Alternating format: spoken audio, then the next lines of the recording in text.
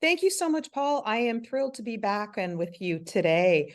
What I am hoping to do over the course of the next few minutes is share some of the exciting data that Chimeric has announced this week, and also just talk a little bit about our overall portfolio and why we believe that we are a very good investment for investors right now.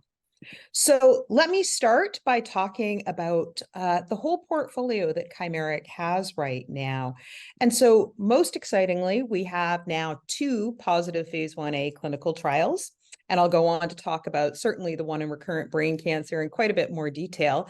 But we also have a second positive phase 1 clinical trial in acute myeloid leukemia with CHM 0201 RNK platform. In terms of our overall pipeline, we have 3 technology platforms, 4 ongoing clinical trials right now, and multiple clinical catalysts that we expect to see reading out over the next 12 to 18 months. We've brought together a team that has incredible experience and expertise in the cell therapy space, and certainly that has enabled us to move as fast as we have been able to move our development. And yesterday, we announced an entitlement offer for up to $10 million that would give us about a 14.6 pro forma cash balance. And that really would look to take us out until about this time next year.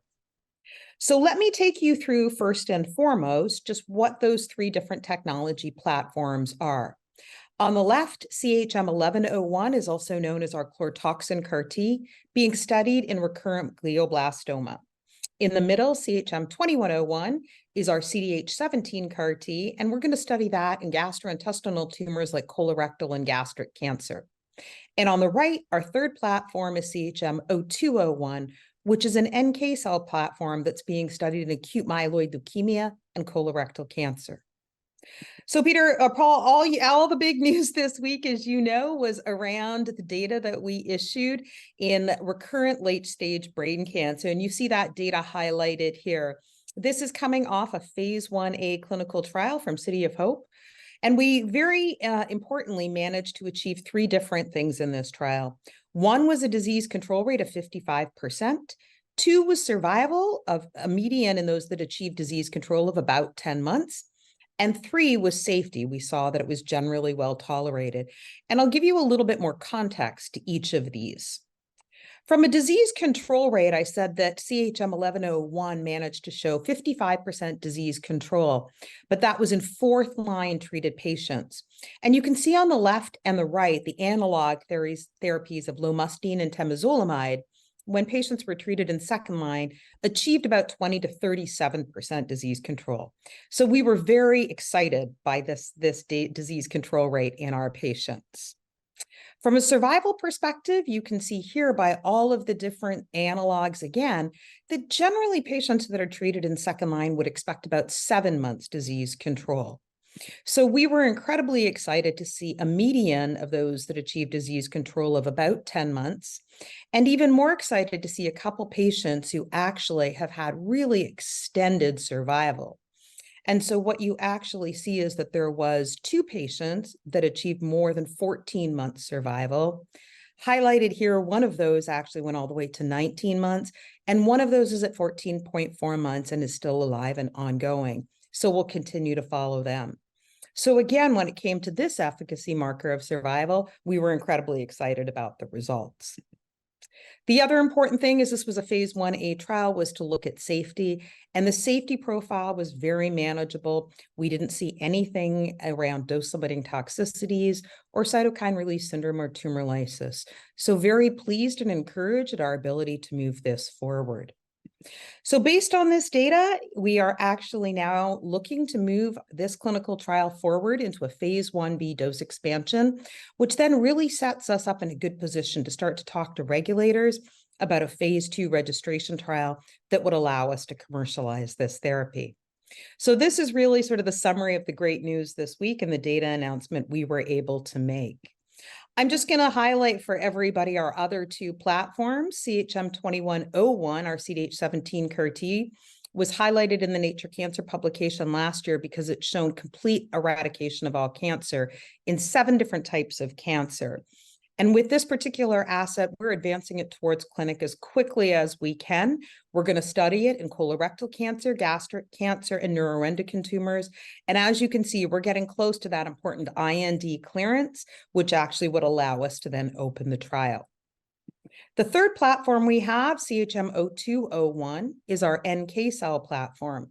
Now, we actually announced the phase 1A data for this platform last year. We were very pleased to see safety, persistence, and expansion.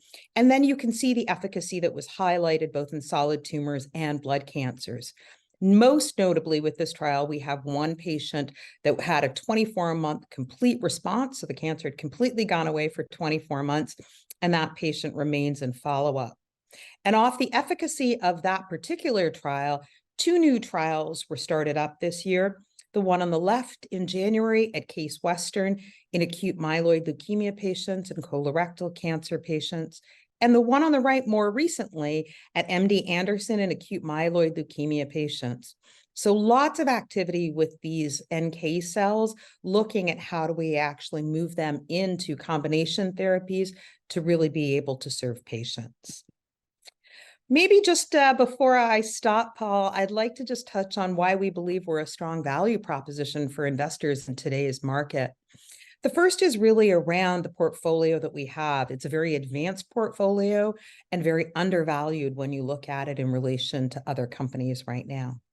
We're also in the place where we have numerous clinical trials and clinical readouts, which really allows us to advance to our development to value realization opportunities. And the third is really how our team has been navigating the challenges around the market today. In terms of our advanced pipeline, what you see here is, kind of brought all together what I've touched on today: 3 platforms, 2 positive clinical trials, 4 ongoing trials. And certainly if you were able to look across other companies in our space with our market cap and share price, you can really appreciate how we're undervalued currently. So lots of opportunity for growth here.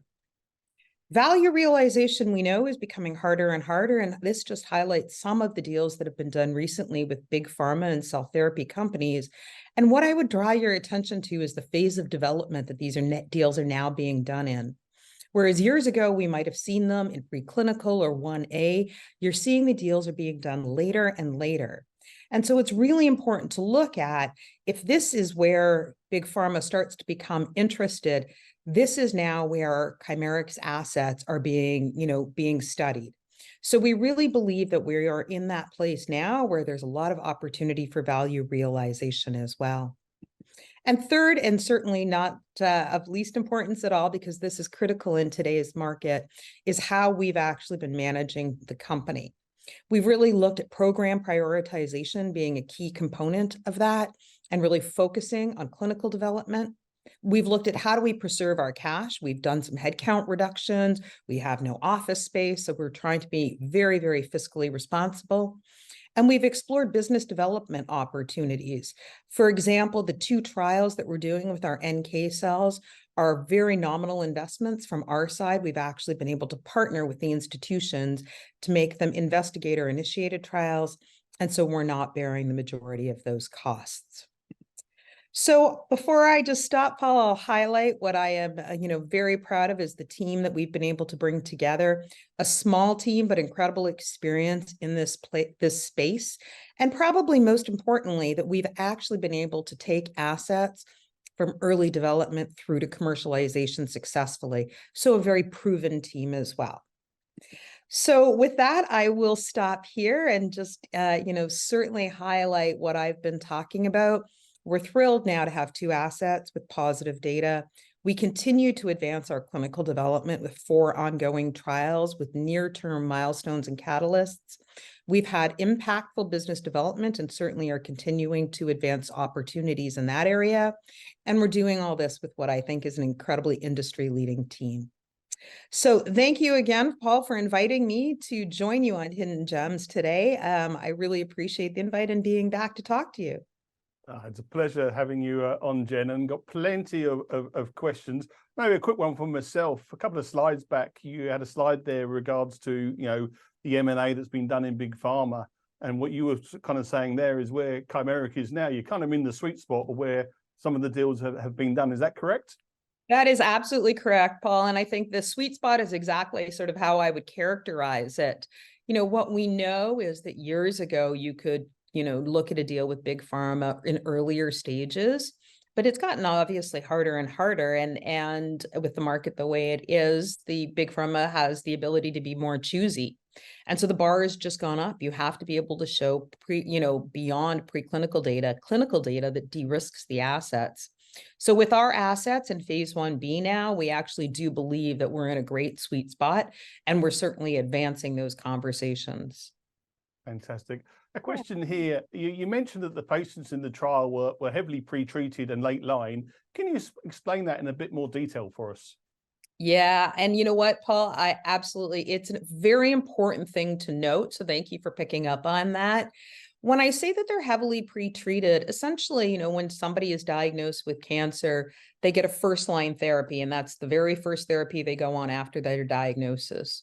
When their disease tends to recur, as it does, particularly in glioblastoma, then what they do is they go on to a second-line therapy. And if the disease comes back again, a third-line therapy and a fourth-line therapy.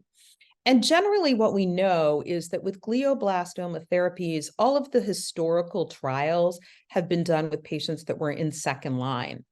Our particular trial had patients that were in fourth line. So you would expect that those patients really wouldn't do as well as some of the historical analogs.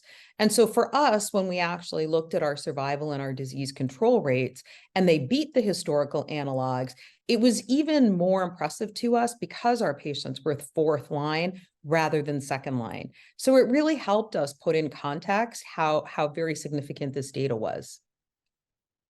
And what exactly is a disease control rate, and why is 55% disease control viewed as positive? Yes, I know we throw around all sorts of terms in clinical development and in oncology. A disease control rate essentially talks to the percentage of patients that were able to achieve disease stability. And so that means their disease just did not continue to grow at all. And with glioblastoma, that is an incredibly significant thing. And so the 55% for us in those fourth line patients was really important because when we looked at the analogs that existed for second line patients, you would suggest that maybe in second line patients would see a 20 to 37% disease control rate. So this obviously was significantly higher. So obviously very positive news for us. And you mentioned earlier that you just announced an entitlement offer to raise, I think, around 10 million. Couple of questions with regards to that. Have you spoken to existing shareholders, and have they already expressed an interest in taking up this entitlement offer? Yeah, so certainly that has been our, last day or so of conversations. And I think that we're very optimistic about the entitlement offer because it's really coming with this data. With the positive phase 1A data, our intent is really to be able to take the funds and continue the development of this asset and continue to move it forward in clinic to that important phase 1B trial. So I think the receptivity has been very positive. That's good to hear. And one to finish up with here, Jen. So what comes next for CHM 1101 and Chimeric? There we go. CHM 1101. So, what comes next for it is based on this data, we want to take it into what we call a phase 1B expansion trial. And within that trial, we would look to treat sort of 12 to 25 patients. And that allows us then to go to the regulatory and approval authorities around the world and design registration trials that can then be used to be able to commercialize the therapy and get it out to patients. So that's really the path that we're putting it on now, is to get it into the phase 1B expansion and then move it into a registration trial. For Chimeric, a little bit more broadly, what comes next is we just are continuing our focus on clinical development. We have 4 trials now ongoing, Paul, and so lots of activity around our clinical development. And that certainly has been our focus because that is, really the opportunity to maximize value realization, both for investors and for patients. And so that's been really where we have spent our time and energy focusing. And the other side now is that as we advance into these phases of development, we're able to really expand our business development opportunities and discussions. So that's a lot of what we're doing now as well. Fantastic. Well, that's all we have time for, Jen. There are a bunch more questions that I haven't managed to get hold of. For all the people that have put their names there, I will get Jen to answer them offline and send you summary responses. But Jen, many thanks for your time today. Thank you so much, Paul. And I would be very happy to answer any more questions offline. Fantastic. Well, that's all we have time for today. Thanks to everybody for tuning in today. Have a great weekend, and we look forward to seeing you next Friday. Have a great weekend.